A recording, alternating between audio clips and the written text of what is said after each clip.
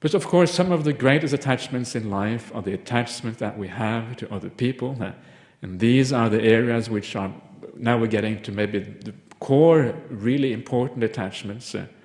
And again, the reason why other people are so important to us, very often it has to do with psychological things.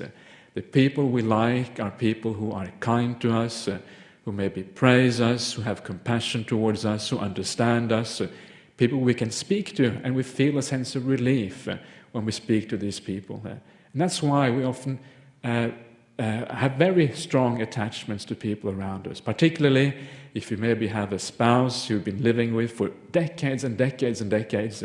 You got so used to each other, you're so much part of each other's lives. It's almost sometimes like you become one person, two people becoming one person, and it becomes very hard to imagine living apart from this person. And of course there, if this other person almost becomes part of you, of course it's going to be painful if they divorce you, if they die, if they don't want to have anything more to do with you. Obviously it's going to be very, very painful. And I've seen, even in monastic life, I have seen people attaching to others.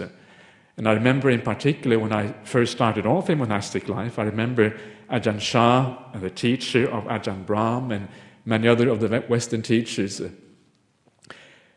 He passed away, that was in 1991, I think. And I remember some of these Western teachers, very senior teachers who have been around practicing for maybe 20 years, maybe even more.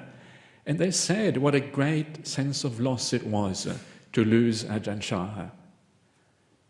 And I thought that was interesting. Even, you would have thought maybe when you've been living monastic life for so long, but sometimes these attachments are very deep-seated.